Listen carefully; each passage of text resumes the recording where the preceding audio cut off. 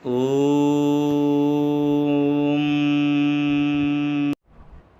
धर्मनिष्ठ सज्जनों, आज का हमारा विचारणीय विषय है वेदों में नारी का स्थान।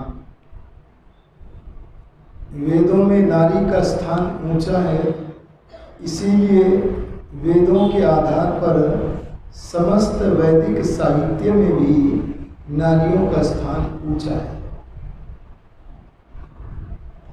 चाहे नर हो या नारी हो, दोनों के दोनों परमात्मा की संतान हैं। आत्मा पुरुष होता है या स्त्री होता है?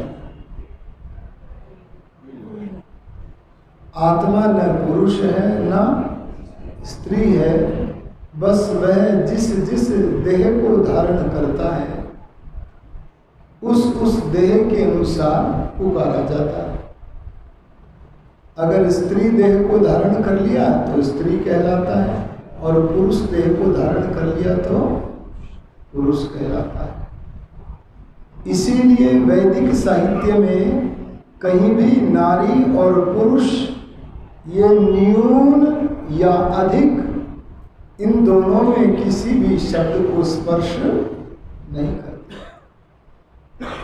वेदों के पढ़ने से कहीं ऐसी बात नहीं मिलती कि महिलाएं पुरुषों से ऊंची हैं या पुरुष महिलाओं से ऊंचे हैं, या नारी पुरुषों से निम्न है या पुरुष नारियों से निम्न है। ऐसा कोई विवरण हमें वेदादि सत्य शास्त्रों में प्राप्त नहीं होता है। हम सब परमात्मा की संतानें हैं, और नारी का गौरव चला रहा, लंबे समय तक चला रहा। कभी कभी गौरव घटा भी है,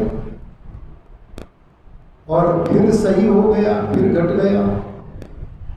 लेकिन नारी के गौरव, नारी की महिमा की घटती महाभारत काल के बाद बहुत हुई। इसीलिए इस तरह के विचार समाज के बीच में रखने की आवश्यकता पड़ती है। इतनी नारी की महिमा की घटती हुई कि धर्मध्वजी लोगों ने नारियों के विरुद्ध बहुत सारे अवैधिक विधान बना दिए। क्या विधान बनाए नारियों के विषय में? कि नारियों का संस्कार नहीं होना चाहिए। हाँ, विवाह संस्कार के अवसर पर तो नारी को वेदी पर बैठाने की व्यवस्था नहीं, क्योंकि नारी के बिना विवाह संस्कार पुरुष का कैसे पूर्ण होता। वहां तो व्यवस्था नहीं, अन्यथा नामकरण आदि संस्कार प्रतिषिद्ध कर दिए गए, निषिद्ध कर दिए गए। आज भी हम कई जगह परिवारों में जाते हैं तो ये दृश्य हमें देखने को मिलता है। पीछे हम कई एक परिवार में गए, एक बालिका का नाम हमने पूछा, बताया, उन्होंने ये नाम है। उससे पहले हमने उसके भाई का नाम पूछ लिया था, उसका नाम भी बड़ा अच्छा था। हमने पूछा ये संस्कार नामकरण किसने कराया था? कहने लगे कि हमारे बेटे का नामकरण अमुक विद्वान ने कराया। नाम तो आपकी बेटी का भी अच्छा है, इनका नामकरण किस विद्वान ने कराया? तो कहने लगे नहीं, हमारे यहाँ बेटियों के नामकरण के लिए संस्कार करने की परंपरा नहीं है, वैसे ही नाम रख दिया जाता है। ये ठीक बात नहीं है। इसी तरह की बहुत सारी बातें थी जो कर्मकांड में मिला दी गई थी, जिससे नारियों का गौरव का ह्रास हुआ है। महर्षि दयानंद ने कहा, जैसे पुरुषों का, बालकों का संस्कार होना चाहिए, वैसे कन्याओं का भी संस्कार होना चाहिए। दोनों संस्कारी व्यक्ति हैं, ऐसा वेद के आधार पर महर्षि दयानंद ने कहा। आप वेदों में देखिएगा नारियों के विषय में कैसे अच्छे अच्छे शब्द हैं। मैं कुछ शब्दों का वर्णन आपके बीच में करना चाहता हूं। वेदों में कन्या के लिए एक शब्द आता है सुसंकाशा। देखो नारियों के गौरव का पता लगेगा बाबू। वेदों में कन्या के लिए क्या कहा गया है? सुसंकाशा। सु माने अच्छी तरह से, सम माने भली प्रकार से, काशा माने चमकने वाली। जो उत्तमता से, भली प्रकार से सभा के बीच में बैठ कर के अपने गुणों के द्वारा चंद्रमा की तरह, सूर्य की तरह प्रकाशमाना है, चमकने वाली है, ऐसी कन्या का नाम, ऐसी महिला का नाम वेद में क्या दिया गया है जी? सुसंकाशा। इससे आप समझ लीजिए आपका गौरव क्या है।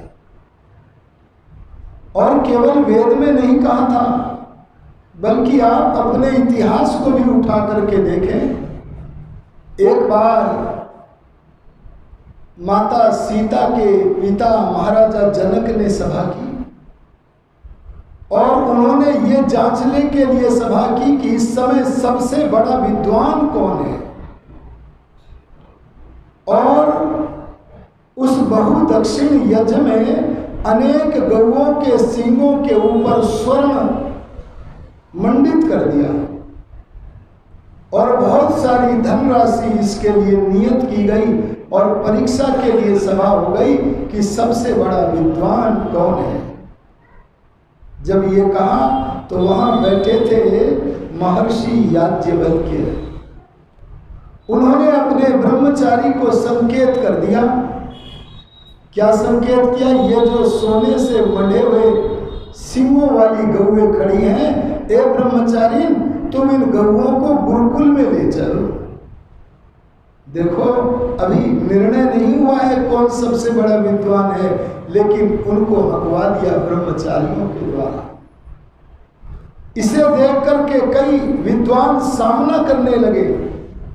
बोले प्रश्नोत्तर के बाद, निर्णय के बाद आपको गौओं को ले जाने का अधिकार है। एक के बाद एक, एक के बाद एक अनेक विद्वानों के प्रश्न हुए, लेकिन अंततः निर्णायक स्वर में बोलती हुई ब्रह्मवादिनी गार्गी खड़ी हो गई और सभा के बीच में ऐसे खड़ी हो गई, 3 प्रश्न रूपी तीरों को लेकर के खड़ी हो गई। अगर मेरे 3 प्रश्नों के उत्तर याज्ञवल्क्य ने दे दिए तो फिर तुम में से कोई भी प्रश्न मत पूछना। और उन तीनों प्रश्नों का उत्तर जब याज्ञवल्क्य ऋषि ने दे दिया तो निर्णायक स्वर में गार्गी ने निर्णय दिया था, अब इस सभा में इस ब्रह्मवक्ता को कोई जीत नहीं सकता। बोलो, महर्षि याज्ञवल्क्य की तरह उस सभा में क्या गार्गी भी सुसंकाशा नहीं बनी थी? अरे बोलो, नहीं बनी थी। बस ऐसे ही अपने गौरव को पाना है। आपने महिला का शरीर प्राप्त कर लिया, आपने पुरुष का शरीर प्राप्त कर लिया, इतने मात्र से गौरव प्राप्त होने वाला किसी को नहीं है, बल्कि अपने कर्तव्यों को, अपने अधिकार को समझ करके हमें अग्रसर होना पड़ेगा। तब हमारी महिमा है, तब हमारा वेदानुकूल चलने से गौरव है। महिलाओं के बहुत सारे नाम हैं। एक नाम है अदिति। क्या नाम है आपके लिए? महर्षि दयानंद अदिति शब्द का अर्थ करते हैं अखंडनीय विचारों वाली नारी, जिसके विचार, जिसके संकल्प, जिसके शिव संकल्प कभी टूटने नहीं चाहिए, ऐसे न टूटने वाले संकल्पों वाली नारी का नाम क्या है? अदिति। आपको कैसा बनना चाहिए? अदिति। आपने कोई व्रत ले लिया है तो वो व्रत टूटने वाला नहीं होना चाहिए। अगर किसी नारी का व्रत टूटता नहीं है, वो संकल्प पर दृढ़ बन करके अग्रसर रहती है, तो ऐसी देवी को आदर देते हुए वेद ने कहा अदिति, अखंडनीय विचारों वाली। बोलो, सम्मान है कि नहीं वेद? ये तो अनार्स ग्रंथ हैं, अवैदिक ग्रंथ हैं, जिन ग्रंथों में आपके लिए गलत गलत वाक्य बोला गया।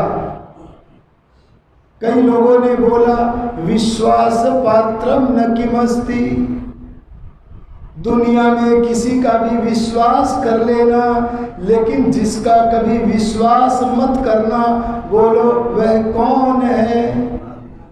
उसी ने उत्तर दे दिया नारी। ये वेदानुकूल ग्रंथों के वाक्य नहीं है। अरे अवैदिक ग्रंथों के वाक्य में नारी का कितना हनन किया है। देखो ये जो श्रृंगार रस में सने हुए कवि श्रृंगारी काव्य रचते हैं, तो वह नारियों के लिए क्या क्या बोलते हैं जी। वो बहुत सारे शब्द आपको याद होंगे। कोमलांगी बोलते हैं, कोमलांग है, कोमल अंगों वाली। क्या वेद ये चाहता है कि आप कोमल अंगों वाली बने? अरे आप देखिएगा वेद क्या कहता है। वेद तो कहता है अस्मा भव, ए नारी तू पत्थर बन जा। देखो ये वेद का वाक्य है आपके लिए। अस्मा भव, तू पत्थर बन जा। और इतना ही नहीं, वेद ने कहा परशुर भव, ए नारी तू कुल्हाड़ी बन जा। अगर आपको अपना वास्तविक स्वरूप जानना है तो श्रृंगार रस से भरे हुए कवियों के काव्य में आपको अपना वास्तविक स्वरूप दृष्टिगोचर नहीं होगा। आपको तो अस्मा पत्थर की तरह दृढ़ अंगों वाली बनना है, आपको तो कुल्हाड़ी की तरह से बनना है। ये वेद की शिक्षा आपके लिए है। जिस समय वेद में पाठ पढ़ाया नारियां कैसी हों और उसकी व्याख्या अगर किसी ऋषि ने कर दी तो वो क्या कहता है किशोर जी? वो कहता है कि जैसे कोई कनस्तर है। क्या है जी? आप आटा कहाँ रखती हैं जी? कनस्तर में रखती है। अच्छा कभी आटा ज्यादा होता है तो कैसे करती है? कनस्तर में तो आ नहीं रहा है जी, तो आप कहती है उसको ठोकती हैं, ऐसे हिलाती हैं और हिलाने के बाद फिर थोड़ा स्थान हो जाता और डालती हैं, फिर भी रह गया तो और हाथों से ऐसे ठोकती हैं, फिर हिलाती भी हैं ठोकती भी हैं। ऐसे करते करते बचा हुआ सारा आटा उस कनस्तर में प्रविष्ट कर देती हैं। बोलो कर देती हैं कि? और उस आटे से भरे हुए कनस्तर का कड़ापन देखिएगा। कड़ापन कैसा है? अगर उसे अंगूठे से भी दबाना चाहें तो हम दबा नहीं पाते। ऐसे दृढ़ांग वाली जो नारी है उस तरह की बनने के लिए वेद ने कहा अस्मा भव, तू पत्थर की तरह बन जा, तू स्वस्थ भी रहेगी और दीर्घ जीवन वाली भी रहेगी। ये वेद की दृष्टि में आपका स्वरूप है। अस्मा भव परशुर भव, तू कुल्हाड़ी बन जा, तू पत्थर बन जा। ये स्वरूप हम खो गई हैं। हमारी बेटियां हमारी बहनें खोती चली जा रही हैं और वो जो रसिक कवियों का दिया गया अवास्तविक स्वरूप है, अपने स्वरूप को उस ओर ले जा करके बिगाड़ती चली जा रही है। आप देखिएगा, अगर आप माता गार्गी के चरित्र को देखें जो ब्रह्मवादिनी थी, अगर इसी तरह से माता कौशल्या के चरित्र को आप देखें, कितना बड़ा ऊंचा चरित्र था। कैसी ब्रह्मवादिनी थी, कैसी गृहस्थ यज्ञ की ब्रह्मा थी वे। उसे देख करके हमें वेद में वर्णित मातृशक्ति का स्वरूप याद आ जाता है। वेद में आपके लिए एक शब्द आया है मातृमृष्टा। क्या स्वरूप आया है बोलो जी? मातृ का अर्थ होता है माता और मृष्टा का अर्थ होता है मंजी हुई। अरे क्या कहा मैंने? जो लड़की, जो कन्या माता के द्वारा मांझ दी गई है। आहा, सोचो तो सही जरा।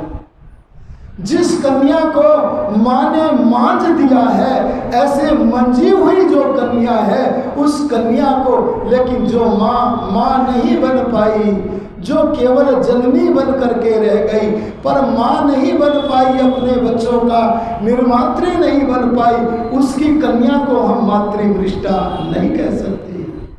इससे पता लगा माता भी ऐसी होनी चाहिए जो धार्मिक हो, विदुषी हो और अपने बच्चे को मांजने में, पवित्र करने में, जैसे बर्तन को मांज करके पवित्र करते हैं, ऐसे जो अपनी बिटिया को पवित्र कर सके, ऐसी माँ होनी चाहिए। और ऐसी माँ से मंजी हुई पवित्रीकृता जो कन्या है उसका नाम क्या है? मातृमृष्टा। वेद से पूछा माताएं कन्या को कैसे मांजे? वेद से पूछा माताएं कन्या को कैसे मांजे? हमें बर्तन मांजना तो आता है, लेकिन हम अपनी बिटिया को कैसे मांजे? तो भगवान ने माँ को भी बताया और बिटिया को भी बताया, तू मंज, तेरी माँ मांजेगी। कैसे? वाचम ते शुंधामी। क्या कहा? एक माँ अपनी बेटी को उसकी मुंह को साफ करते हुए लोरियों में कहे, ए बिटिया मैं तेरी वाणी को मांझती हूँ। मांझती माने तेरी वाणी को सत धर्म के अनुकूल बनाती हूँ।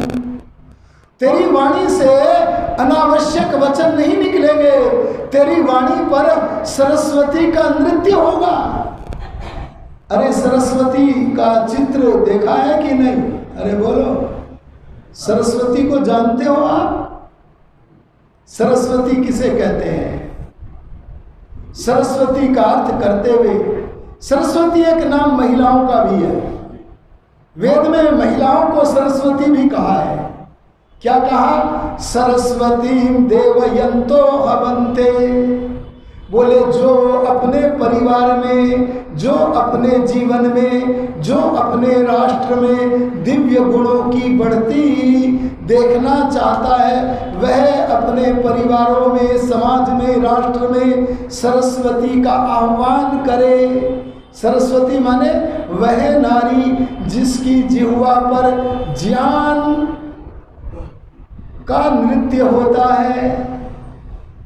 अगर आपको सरस्वती का चित्र देखना है तो देखो महर्षि दयानंद,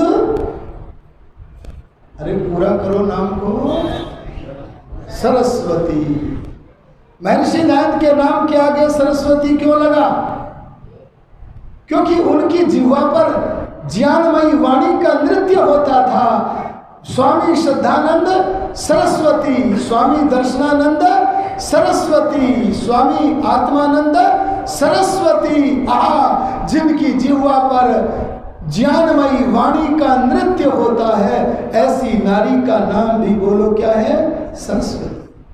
बस माँ अपनी बच्ची को बोलना सिखाती है, धर्मानुकूल वाणी का उपदेश करती है, तब वह कहती है वाचम ते सुंधानी सुंधामी। मैं तेरी वाणी को पानी से ही पवित्र नहीं करती, बाह्य रूप से ही पवित्र नहीं करती, बल्कि मैं तेरी वाणी को ऐसा पवित्र करती हूँ कि तू धर्मानुकूल ही बोलेगी। ऐसी कन्या संध्या में बैठकर जब मंत्र बोलती है ओम वाक वाक, उस समय वो संध्या में माँ की दी हुई शिक्षा को स्मरण करके परमात्मा के द्वार में अवश्य ही कहती है, हे पिता अब प्रातः काल से लेकर सायंकाल तक। सायंकाल को जब संध्या में बैठती है तब कहती है अब सायंकाल से लेकर प्रातः काल तक मेरी वाणी मधुर रहेगी, मेरी वाणी प्रिय रहेगी, मेरी वाणी सत्य रहेगी, मेरी वाणी कल्याणकारिणी रहेगी, मेरी वाणी आवश्यक और परिमित अर्थ को ही प्रकट करने वाली होगी। बोलो, जिस कन्या की वाणी को ऐसा पवित्र कर दिया, वो मातृमृष्टा बन गई कि नहीं बन गई? है जी, ये स्वरूप है आपका। अरे हमारी माताएं सच्चे अर्थों में वही माताएं हैं जो अपने बच्चों से अभद्र बोलने से रोकती हैं। वेद में सबके लिए कहा है भद्रम कर्णे भी शृणुयाम, हम कर्णों से भद्र सुने तो तभी तो सुनेंगे जब वाचम ते शुंधामी का पाठ हमारी संतानों को माताएं प्रदान करेंगी। आगे क्या बोलती हैं? वाचम ते शुंधामी, फिर आंखों को धो रही हैं, लोरी में बोल रही हैं, मैं पानी से तेरी आंखों को ही पवित्र नहीं कर रही हूँ, बल्कि तेरी आंखों की माने देखने की दृष्टि को भी पवित्र कर रही हूँ। हे बालिका, तेरे नेत्र पवित्र हों। बोले नेत्र कैसे पवित्र होंगे? नेत्र कैसे पवित्र होंगे? तो कहा जो परमात्मा की वस्तु में परमात्मा की वस्तु है ऐसा मान करके देखता है, समझो वह व्यक्ति पंडित है, वह नारी पंडिता है। ऐसी तेरी दृष्टि को भी मैं पवित्र करती हूँ। और आगे चल करके क्या बोलती है? चक्षुस्ते शुंधामि श्रोत्रम ते शुंधामि। मैं तेरे कानों को पानी से ही पवित्र नहीं करती, बल्कि मैं तेरे कानों को ऐसा धर्मानुकूल बनाती हूँ कि तू बेटी कभी अधर्म की बातें सुनने में रुचि। आजकल कहाँ है? आजकल माताएं कहाँ बना रही हैं? बड़े बड़े नगरों में तो बहुत बिगाड़ होता चला जा रहा है। मैं दिल्ली में एक परिवार में गया, मैंने वहाँ पर एक बेटी से पूछ लिया, बेटी तुम्हारा धर्म के बारे में क्या कहना है? तो वो कहने लगी कि धर्म तो बेकार की चीज़ है, उसमें तो लड़ाई झगड़े की बात है बस, और कुछ भी नहीं है। तब मैंने कहा आपके यहाँ दूध आता है? बोले हाँ दूध आता है। कहाँ से आता है? बोले हम तो वहाँ से लाते हैं। हमने कहा बहुत सारी जगह पर दूध ढोल में जो आता है ना वो भी आता है, वो क्या शुद्ध दूध होता है? बोले नहीं। बोले मिलावट करने वाले पानी आदि की मिलावट भी करते हैं। अरे और भी गलत गलत चीज़ों की मिलावट करते हैं। तो अगर उन्होंने दूध में मिलावट कर दी तो तुम क्या ये कहने का साहस कर सकते हो कि दूध नहीं पीना चाहिए, दूध गंदी वस्तु है? अरे बोलो, ध्यान देना, ऐसे ही धर्म पवित्र वस्तु है। मैंने कहा बेटी तेरी माँ ने अभी धर्म क्या वस्तु है ये बताई ही नहीं है। अगर तेरी माँ ने तुझे मांझ दिया होता तो तू धर्म नाम के तत्व को उपस्थित कर देती। इसीलिए हमारा कर्तव्य है अपने बच्चों के हम जो है कानों को पवित्र करें। और आगे क्या बोलती है? बहुत सारे अंगों को, सारे इंद्रियों को पवित्र करती हुई अंत में मैं चलता हूँ, मंत्र के अंत में कहती है चरित्रांस्ते शुंधामि। मैं तेरे पैरों को पानी से धोती ही नहीं हूँ, बल्कि मैं तेरे चलने के ढंग को बदल देती हूँ। अरे बोलो काहे के ढंग को? ए बेटी तेरे चरित्र को परिवर्तित करती हूँ, तेरा चरित्र मैं धर्मानुकूल करती हूँ। अगर कन्या के चरित्र को धर्मानुकूल कर दिया तो बोलो वो कन्या मातृमृष्टा बन गई कि नहीं बन गई? महर्षि दयानंद कितने दयालु थे, उनका नाम ही नाम दयानंद नहीं था, बड़े दयालु थे। माता पिता को संतानों के उपकार का पाठ देते हुए कहते हैं जितना उपकार माँ अपने संतानों का करना चाहती है उतना उपकार संतानों का दूसरा कोई भी नहीं करना। और ये जो उनकी स्वाभाविकता है ना उसका वर्णन करने के बाद लिखते हैं कि माता पिता का कर्तव्य है कि अपना पूरा सामर्थ्य लगा करके, क्या लगा करके? अपने अर्थ आदि का पूरा सामर्थ्य लगा करके अपनी बच्ची को क्या कर दो? ज्ञान विज्ञान से दीक्षित कर दो। बेटी का विवाह हो, विवाह से पहले पहले अपनी बेटी को ज्ञान दे दो। कितना ज्ञान दे दो? आओ मैं एक वेद मंत्र बता देता हूँ। और वो वेद मंत्र बालकों के लिए नहीं है, केवल आपके लिए है। क्या कहा कन्याओं के लिए? इयं समित पृथ्वी द्यौर्द्वितीया उत अंतरिक्षम समिधा प्रीणाति। आगे कहा द्यौर्भूमि कोश यदयात सूर्यापतिम। क्या कहा? अपनी बेटी को सूर्य की तरह चमकने वाली अगर बनाना चाहती हो तो द्युलोक से लेकर, जहां सूर्य चमकता है कौन सा लोक है वो? द्युलोक, जहाँ हवाई जहाज पक्षी उड़ते हैं, कौन सा लोक है वो? अंतरिक्ष लोक। और जहाँ हम बैठे हैं कौन सा लोक है वो?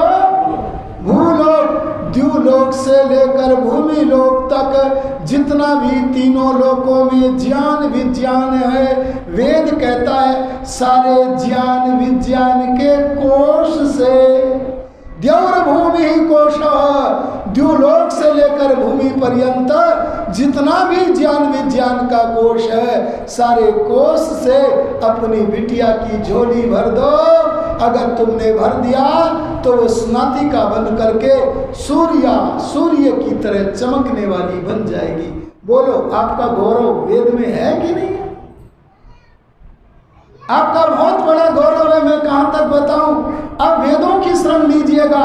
अगर वेदों की शरण आपने न ली और वेदों का सही सही प्रचार करने वाले आर्य समाज को आपने स्मरण नहीं किया, तो यही बोलती रहोगी तुलसीदास रामचरितमानस में ढोल, और बोलेंगी खुद, बोले कीर्तन करके आ रही है। क्या कीर्तन करके आ रही हो? बस कीर्तन करके आ रही हैं। क्या बोलेंगे? ढोल गंवार शूद्र पशु नारी, इन गिन लो कितने। बोले ये सब ताड़न के अधिकारी खुश हो रही है। ध्यान देना महर्षि दयानंद का वो दृष्टिकोण, अरे वेदों वाले दयानंद का दृष्टिकोण देखो। बड़ी नारियों का वो सम्मान तो करते ही थे, छोटी छोटी बेटियों का भी सम्मान करते थे। एक बार वेदों वाला दयानंद, वेदों का भक्त दयानंद एक मंदिर के बराबर में से गुजर रहे हैं, और मंदिर के बराबर में से जब गुजर रहे थे तो उन्होंने देखा कि मंदिर के प्रांगण में छोटे छोटे 8-8 वर्ष के, 7-7 वर्ष के, 9-9 वर्ष के छोटे छोटे जो बच्चे और बच्चियां थी वो खेल रहे थे। और उन खेलने वाले बच्चों में एक छोटी सी 5-6 वर्ष की बच्ची, वो नग्न ही, पहले ऐसा ही हम देखते थे बच्चों को, आजकल तो इतना नहीं करते, वो नग्न ही खेल रही है। आहा, उस नग्न बालिका के भीतर देवता दयानंद ने मातृशक्ति के दर्शन कर लिए, और मातृशक्ति का दर्शन करके उस 5-6 वर्ष की कन्या के सामने दयानंद का मन, दयानंद की आत्मा, दयानंद का हृदय और दयानंद का मस्तक झुक गया, और दोनों हाथ जोड़ करके वहां प्रणाम कर रहे हैं। आप सोचो जरा, क्या क्रिया में ला करके सिद्ध कर रहे हैं। महर्षि दयानंद से किसी ने दयानंद के हार्द को न समझा, महर्षि दयानंद के मन को न समझा, और एक व्यक्ति कह बैठा, स्वामी जी चाहे कितना भी आप पत्थर की मूर्तियों का खंडन करें, लेकिन यह मंदिर की तरफ जो प्रस्तर मूर्तियां हैं उनको देखकर आज आपके भी हाथ जुड़ गए। तब ऋषि दयानंद गंभीर हो गए। ऋषि दयानंद ने सोचा ये लोग अपनी दृष्टि से देखा करते हैं, आहा, सही अवलोकन कराने के लिए ऋषि दयानंद गंभीर हो गए, और गंभीर होकर बोले तुमने गलत समझा है। वो देखो जो बच्चे खेल रहे हैं, और उन बच्चों में 5 वर्ष की बच्ची वो नग्न क्रीड़ा कर रही है। आहा, उसे देख करके, वो मातृशक्ति का अविभाज्य अंग है, उसे देख करके उसके लिए मेरा मस्तक झुका है, उसे मैंने नमन किया है। बोलो, ये बात नारी शक्ति के प्रति हमारे आचरण में आनी चाहिए कि नहीं आनी चाहिए? आप और लोगों को पढ़ लेना, वो तो तब बोलते हैं नारियों के पक्ष में जब उनकी अपनी विवाही फटती है, पैर की विवाही। वो सती दाह हुआ था किसी महापुरुष की भाभी का, क्या नाम था उनका? राजा राममोहन राय। भाभी का बलात् धर्मध्वजियों के ने जीवित को पति की चिता में डाल दिया। राजा राममोहन राय ने रोकने का प्रयास किया, लेकिन रोक न पाए। ध्यान देना, उसका करुण क्रंदन कैसा धर्म के नाम पर किया गया। जिन्हें धर्म के सही तत्व का नहीं पता, बोलो वे ऐसी कुरीतियों को देख करके धर्म को ये अफीम कहने लगेंगे कि नहीं कहने लगेंगे? लेकिन महर्षि दयानंद ने कहा वेदों में दिखाओ सतीदाह कहाँ है, और वेदों में सतीदाह कहीं भी नहीं है। मैंने भी यार ये पत्रिकाओं में एक बार एक लेख लिखा था, सतीदाह अवैधिक है। ध्यान देना, ये धर्म के नाम पर अनाचार चल रहा था, इसे रोकने का काम वेदों के प्रचारक आर्य समाज और महर्षि दयानंद ने किया है। आपके बारे में बहुत सारे नाम हैं, एक नाम बड़ा ही प्रसिद्ध नाम है आपके लिए, कन्या। क्या नाम है जी? अच्छा, कन्या शब्द की व्युत्पत्ति क्या है? कन्या शब्द का अर्थ क्या है? तब इसका अर्थ करते हुए विद्वान कहते हैं कन्या का अर्थ है कमनेन आनीयत इति कन्या, जो बड़े प्रेम के साथ बुलाई जाती है उस प्यारी बिटिया का नाम बोलो क्या है? कन्या। समझ गए नहीं? चाहे बच्ची हो चाहे बड़ा हो, सबके लिए आदरास्पद स्थान है वेद में। और कन्या को पढ़ने का अधिकार दिया तो वेदों वाले दयानंद ने लिया फिर से। वैसे तो सदा से था, सब विदुषियां होती थी। अच्छा बताइए, वेद के मंत्रों के अर्थों का दर्शन करने वाली क्या ऋषिकाएं नहीं हुई? अरे बोलो, नहीं हुई? अरे समाधि लगा लगा करके वेद के मंत्रों के अर्थों का दर्शन करने वाले जैसे ऋषि हुए वैसे ऋषिकाएं भी हुई। और महर्षि दयानंद ने इसी बात को सामने रख के कहा, एक पुस्तक है जो गुरुकुलों में पढ़ाई जाती है, उसका नाम है अष्टाध्यायी। क्या नाम है जी? अष्टाध्यायी। अष्टाध्यायी का भाष्य एक बार किया एक पौराणिक विद्वान ने। उस अष्टाध्यायी के भाष्य का नाम है काशिका। क्या नाम है जी? काशिका रूप में भाष्य किया। उसमें जहां जहां मौका मिला वहां वहां अवैधिक बातें भी डाल दी गई। देखो काशिका को कैसे पढ़ते, मैं थोड़ा सा कहकर आगे बढ़ता हूं। काशिका में पहले जो 3978 सूत्र हैं अष्टाध्यायी के, उनमें से एक सूत्र क्रम से लेते हैं और पहले सूत्र को पदों को तोड़ते हैं। क्या करते हैं? पहला सूत्र है वृद्धि आदैच, इसके पदों को तोड़ा, वृद्धि आदैच। फिर इन पदों में अगर समास है तो समास बताते हैं, और समास बताने के बाद अगर पहले से कोई अनुवृत्ति आई है तो अनुवृत्ति बताते हैं, और अनुवृत्ति के साथ उस मंत्र उस सूत्र का अर्थ करना बताते हैं।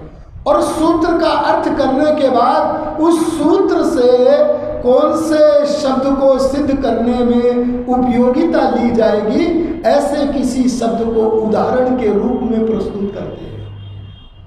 मैंने देखा विद्यार्थी काल में एक सूत्र का उदाहरण देना था, शोकः। क्या देना था? अरे बोलो, क्या देना था? शोक है। ध्यान देना, शोक है, शोक देना था बस। एक सूत्र और मैंने देखा, उसका उदाहरण देना था शोक करी। जरा ध्यान देना, दोनों आपके ऊपर अनाचार भी हुए हैं, अवैधिक लोगों की ओर से अन्याय भी हुआ है। तो काशिकाकार ने वहां उदाहरण जो शोके देना था वह शोके नहीं दिया, बल्कि क्या दे दिया? कन्या शोक है। क्यों जी? क्या लिख दिया? लड़की से दुख होता है। और सच में होता था उस समय। आपके सामने एक आध मैं प्रसिद्ध घटना रखना चाहता हूं। आपने पंडित रामचंद्र बिस्मिल का नाम सुना है कि नहीं?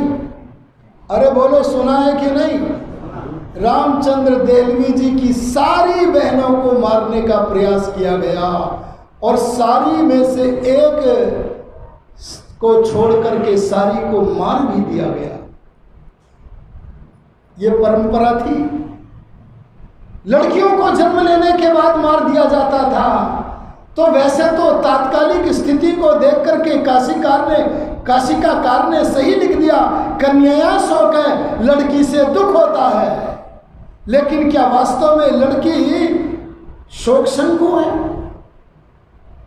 या मोद सिंधु है? अरे बोलो, कन्या मोद सिंधु प्रसन्नता का खजाना है या शोक शंकु है? मोद सिंधु है। पर काशिकाकार ने लिख दिया, क्या लिख दिया? कन्या शोक है। और लड़के लड़कियां पढ़ते रहे, लड़की दुखदाई नहीं है।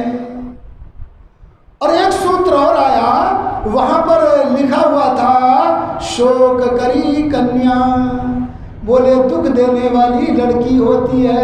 ये अवैदिक लोगों की बात सुना रहा हूं मैं आपको, थोड़ा सा तुलनात्मक दर्शन कराते हुए सुनाना चाहता हूं।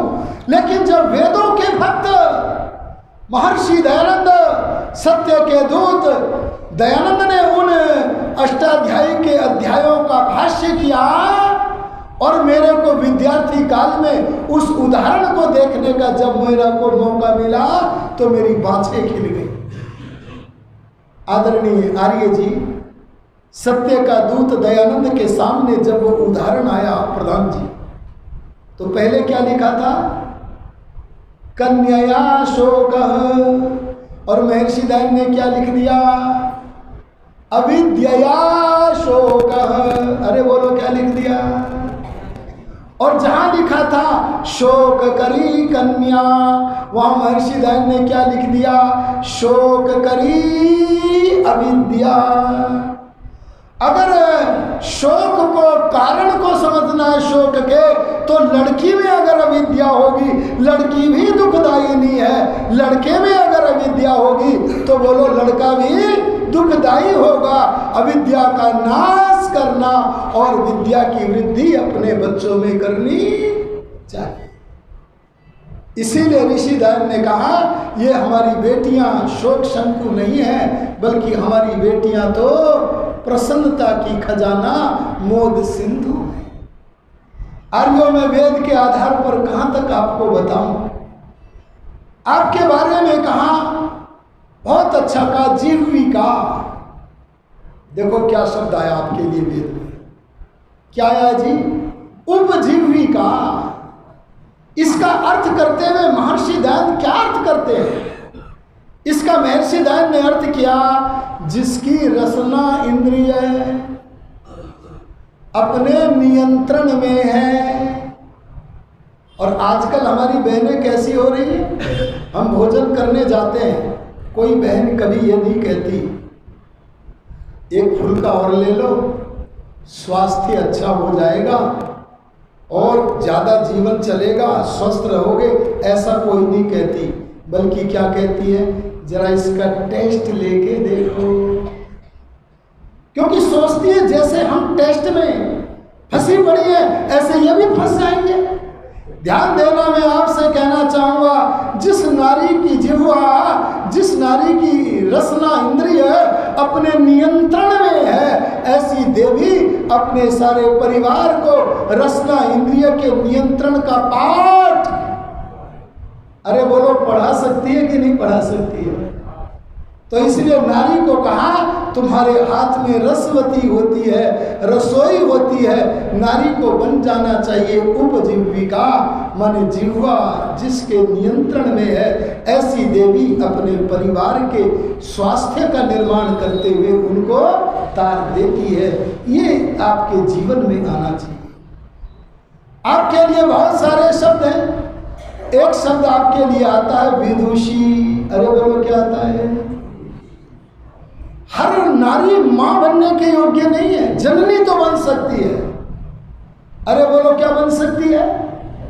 जन्म देने वाली तो हर नारी बन सकती है, लेकिन जन्म देकर के जन को दिव्य जन बनाने के लिए धार्मिक भी होना पड़ेगा और बोलो विदुषी भी होना पड़ेगा।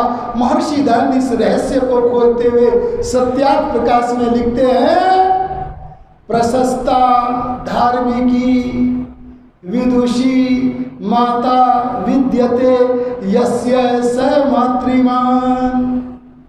वो माता, वो बालिका मातृमान है जिसकी माँ धार्मिक भी है और बोलो विदुषी भी है। इससे क्या पता लगा कि माँ को विदुषी बनना और धार्मिकी भी बनना चाहिए। महिलाओं के लिए बहुत सारे नाम हमें वेद में प्राप्त होते हैं। एक नाम बहुत ही अच्छा महिलाओं के लिए आया है, ब्रह्मा। अरे बोलो क्या नाम आया है? स्त्री ही ब्रह्मा बभूविथा। वेद ने कहा कि जिस समय पुरुष गृहस्थ यज्ञ को रचावे, कौन से यज्ञ को रचावे जी? गृहस्थ यज्ञ को रचावे, तो गृहस्थ यज्ञ को रचाने वाला, अरे यज्ञ बिना ब्रह्मा के रचेगा क्या?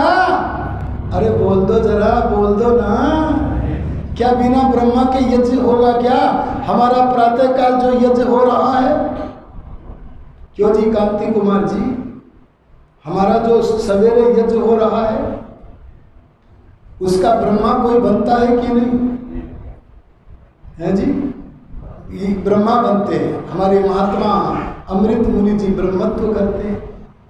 ठीक इसी तरह से अगर आपको अपना गृहस्थ यज्ञ को बढ़ाना है, गृहस्थ यज्ञ का सुंदर फल, प्रजारूपी फल प्राप्त करना है, तो आपको अपने यज्ञ का ब्रह्मा किसी को बनाना पड़ेगा। बोलो बनाना पड़ेगा कि नहीं?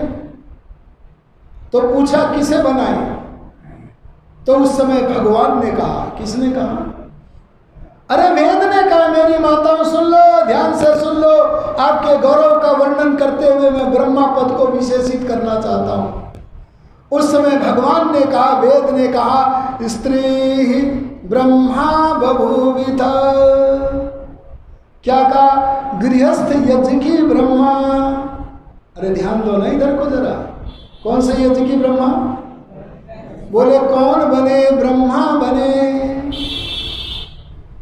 एक बार एक वर महोदय मेरे से कहने लगे कि मैं आपकी सब बातों को तो बड़े प्यार से मान्यता देते हुए सुन रहा था, लेकिन आप यज्ञ का ब्रह्मा मुझे बनाओ, मेरी पत्नी को क्यों बना रहे हो? मुझको बना दो ब्रह्मा, मैं बनाऊंगा प्रजा उत्तम। तो मैंने कहा मैं क्या करूं? भगवान ने आपको ब्रह्मा के आसन पर बैठने के लिए नहीं कहा है, ब्रह्मा पद को अलंकृत करने का कार्य तो परमात्मा ने स्त्री जाति को दिया। देखो अब सोचो जरा। वो मेरे से पूछता है, आचार्य जी ये बताइए ब्रह्मा बड़े को बनाते हैं कि छोटे को? अरे बोलो, अरे बोलते क्यों नहीं? मैंने कहा बड़े को बनाते हैं। तो वो कहने लगा मैं बड़ा हूं, मुझे बनाओ। मैंने पूछा तुम कैसे बड़े हो? कहने लगा मैं आर्य समाजी हूं, इस कारण मैं किसी नारी जाति को छोटा नहीं मानता और बड़ा भी नहीं मानता। ऐसे ही मैं आर्य समाजी हूं, वेदों को जानता हूं, इस कारण मैं पुरुषों को नारी से न बड़ा मानता हूं न छोटा मानता हूं। मैं नारी जाति की बात नहीं कर रहा, पर मैं अपनी पत्नी के बारे में जानता हूं, इस व्यक्ति विशेष के बारे में जानता हूं कि मेरे से छोटी है।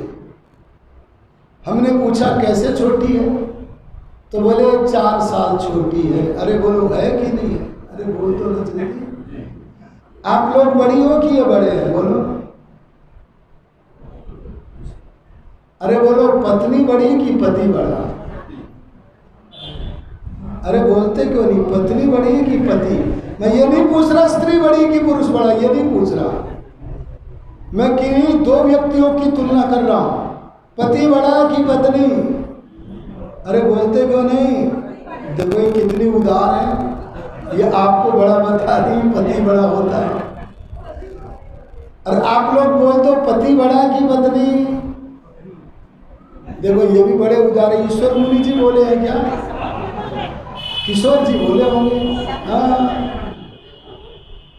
ध्यान देना, आप उदारता पूर्वक कह रहे हैं, परंतु यहाँ तो न्याय पूर्वक तोल करके बोलो।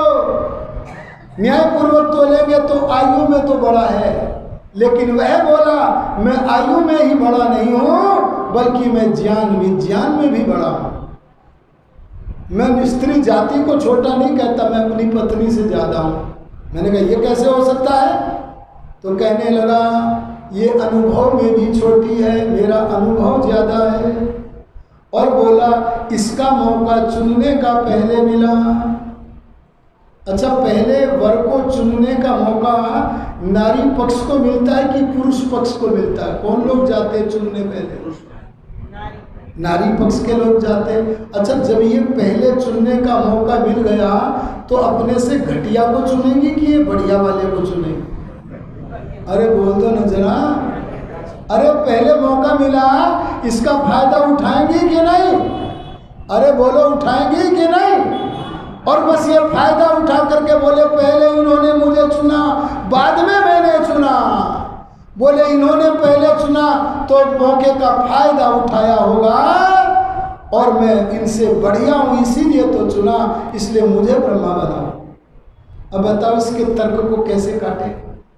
तब मैं बोला, महर्षि दयानंद नहीं कहता, बल्कि कोई महापुरुष नहीं कहता, बल्कि वेद भगवान कह रहे हैं कि स्त्री ही ब्रह्मा बभूवित। बोले स्त्रियां ही अपने गृहस्थ आश्रम की ब्रह्मा थी, ब्रह्मा है और बोलो ब्रह्मा रहेगी। बोले जी भगवान कह रहे हैं, वेद कह रहे हैं। हमने कहा, बोले तो मानना पड़ेगा, पर नारी ब्रह्मा है, इसका रहस्य क्या है ये मैं समझना चाहता हूं। देखो ये रहस्य आपको समझना पड़ेगा, तब वेद ने जो आपको गरिमा दी है, गौरव दिया है, उस गौरव को तब सच्चे अर्थों में आप प्राप्त करोगे। इस गौरव को समझने के लिए जरा ध्यान दें। हमारे बीच में से आज एक चला गया, कल को कोई चला गया, कभी कोई चला गया। बोलो रोजाना हमारे बीच में से मनुष्य लोग अपने अपने शरीरों को छोड़ रहे हैं कि नहीं?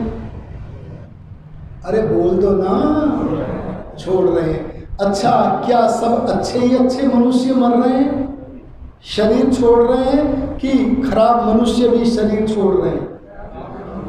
तो ध्यान देना, इस आकाश मंडल में जहां नए शरीर की खोज में, जहां नए शरीर की खोज में अच्छे जीवात्मा परमात्मा की व्यवस्था में विद्यमान है, वहां अपवित्र अंतःकरण वाली आत्माएं भी तो गगन मंडल में है। आप उनमें से कौन सी आत्मा का आह्वान करना चाहते हैं? ये बात मैं विशेषतः पिताओं को कह रहा हूं, मातृशक्ति को भी कह रहा हूं। कैसे आत्मा का आह्वान करना चाहते हैं? आप कहेंगे जैसे पत्नी अच्छे वर का चयन करती है, जैसे शिष्य अच्छे गुरु का चयन करता है, ऐसे आप चाहेंगे कि हमारे गर्भ में एक दिव्य और उत्तम आत्मा का आगमन होना चाहिए। और जब आगमन हो जाता है तो उसके बाद उस गर्भस्थ बच्चे को बनाने का या बिगाड़ने का अवसर माँ के पास है कि पिता के पास है? अरे बोलो, वो बच्चा जन्म से पहले 9 महीने तक का सत्संग अपने पिता का सत्संग करता है या अपनी माँ का सत्संग करता है? अरे माँ का सत्संग करता है। बोलो, उस बच्चे के निर्माण करने के लिए उस माँ को जो 9 महीने का समय मिला है, जो उस 9 महीने का सदुपयोग करती है और उसके बाद भी जन्म दे करके अपने बच्चे के निर्माण करने के लिए सजग रहती है, ऐसी नारी ही ब्रह्मा है। अगर वो सजग नहीं रहती तो वो केवल, अरे बोलो, केवल जननी है। और क्या सहयोग करना है आपने, क्या निर्माण करना है? माता का अर्थ करते हुए कहा, माता निर्मात्री भवती। अगर अम्बा बनना है, एक अम्बा नाम भी आपके लिए आया है, वेद में अम्बा शब्द भी आया है, और अम्बा शब्द का अर्थ है जो माता लोरियों में शब्द दे देकर, शब्द माने कुछ भी बोल दिया, उसका नाम शब्द नहीं है। शब्द माने ज्ञान पूर्वक, वैदुष्य पूर्वक, सत्य कल्याणकारिणी जो वाक्य है, उसी का नाम क्या है? शब्द। आप्त वाक्यम शब्द है, जो आप्त महिला के मुख से निकलता है वह तो शब्द है, लेकिन जो महिला स्वयं आप्त नहीं है, उस महिला के मुख से निकलने वाला वचन भी बोलो शब्द नहीं। आपको पहले तो धार्मिक ही बनना है, विदुषी बनना है, तब आप अपने अम्बा नाम को सार्थक करने में समर्थ हो सकेंगी। ये वेद का उपदेश और आदेश आप लोगों के लिए। वेद ने कहा अम्बा नाम तो तब सार्थक होगा जब वो लोरियों में अपने बच्चों को उत्तम उत्तम ज्ञानमयी शब्दों के द्वारा मार्गदर्शन करेगी। ध्यान देना, गर्भ में अपने बच्चे को सत्संग कराने वाली माँ कैसे सत्संग करती है, कराती है। एक गुरुकुल में आचार्य अपने बच्चे को, शिष्य को सत्संग कैसे कराता है? उसका होता है उपनयन संस्कार। अरे बोलो क्या होता है? उपनयन संस्कार में कितने धागे होते हैं? 3 धागे होते हैं। 3 धागों के द्वारा बांध लेता है और बोलता यज्ञोपवीतमसि यज्ञस्य त्वा यज्ञोपवीतेन उपनय्यामि।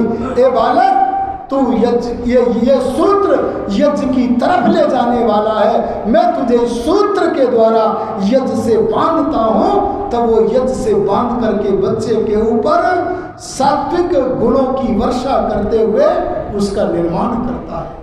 ठीक उसी आचार्य की तरह से पहला जन्म जो माँ देती है, दूसरा जन्म तो कौन देगा?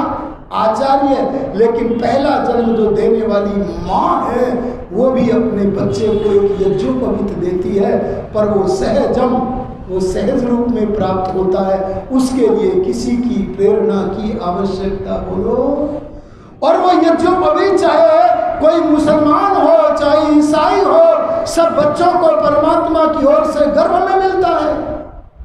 आप किसी बच्चे का फोटो खींच करके देखिएगा, गर्भस्थ बच्चे का, तो माता की नाभि से बच्चे की नाभि तक उसके कंधे से होता हुआ 3 सूत्रों की जो गर्भनाल जाती है वही है सहजम पुरस्कार। पहले जन्म में, गर्भस्थ जन्म में जो पहला यज्ञोपवीत मिला, परमम पवित्रम, जो माँ के आहार को छान छान कर, क्या कहा? यज्ञोपवीतम परमम पवित्रम। उस माँ के गर्भ में जो यज्ञोपवीत मिला, जो गर्भनाल मिली, वो परम पवित्र है। यह पवित्र का अर्थ है छलनी, पूयते अनेन इति पवित्रम। जिसके द्वारा कोई वस्तु छानी जाती है उस छलनी का नाम क्या है? पवित्र। बोले वो माता का आहार, माता का विचार जिस छलनी से छल करके बच्चे के भीतर जाता है, बोलो उस छलनी का नाम क्या है? यज्ञोपवीत। ये मौका ब्रह्मा के पास है। यज्ञोपवीतम परमम पवित्रम। और ये किसने दिया है?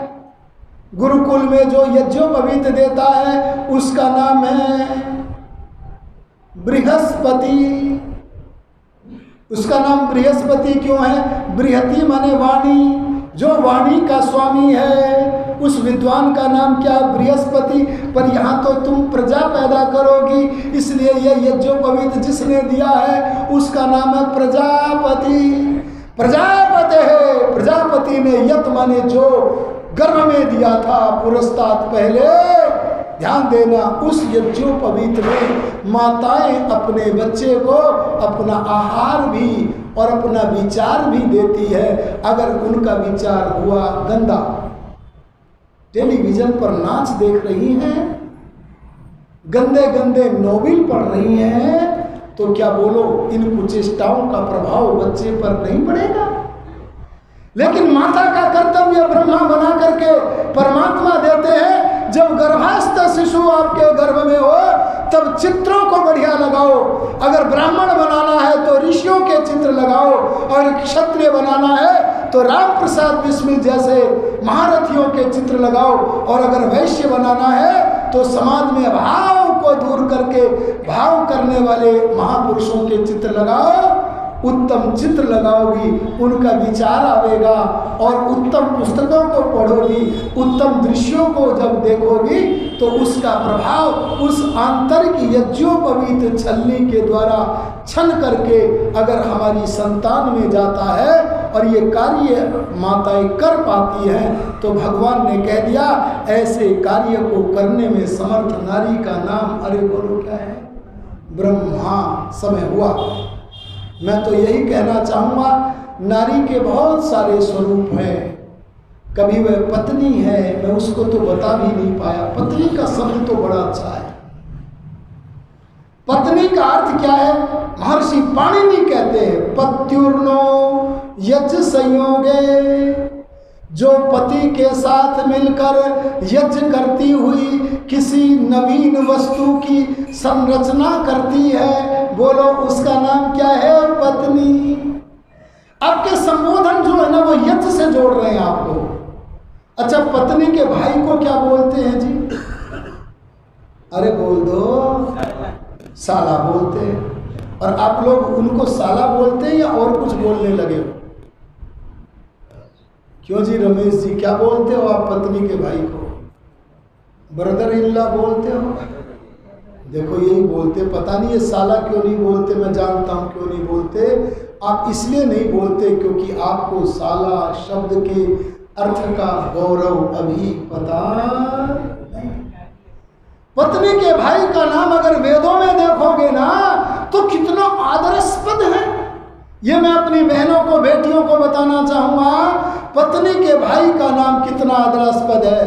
अंग्रेजी वाले तो कहते हैं ब्रदर इन लॉ। अरे वो कानून आड़े आ गया जिसके कारण हम उसको भाई बोल देते। कोई दिल तो मानता नहीं भाई कहने को, पर कानून की वजह से भाई है। बोलो आदर है कुछ? लेकिन वेद क्या कहता है? वेद कहता है, महर्षि यास्क के शब्दों में कहता हूं, समय हो रहा है, क्या कहता हूं? स्याल, स्यालय शब्द है। क्या बोला? स्याल सूप से लाजान खीलों को आवपति। जब भाई अपनी बहन की अंजलि में विवाह संस्कार के समय पर देता है, आहुतियां दिलवाता है, लाजाहुति रूपी यज्ञ कर्म संपन्न कराने के कारण पत्नी के भाई का नाम बोलो क्या है? स्याल। अगर कभी आप मुसलमान ईसाइयों की तरह बिना विवाह संस्कार किए, यज्ञ किए विवाह करने लगे तो ये स्यालय शब्द ही आपको समझाने में समर्थ है कि जब तक तुम यज्ञ में लाजाहुति का पवित्र कर्म नहीं कराते तब तक तुम्हारा नाम बोलो स्यालय भी। आओ, यज्ञों से जोड़ने वाला, वास्तविक संस्कृति से जोड़ने वाला, उन्हें महिलाओं को वास्तविक आदर देने वाला जो वेद है, उस वेद में अपने गौरव को समझकर अपने जीवन को उस ओर अग्रसर होते हुए अपने जीवन को गौरवान्वित करने का प्रयास करें। इन्हीं शब्दों के साथ मैं अपनी वाणी को विराम देता हूँ। ओम शांति। वैदिक भजनों को सुनने के लिए वैदिक राष्ट्र यूट्यूब चैनल सब्सक्राइब करें, लाइक करें, शेयर करें।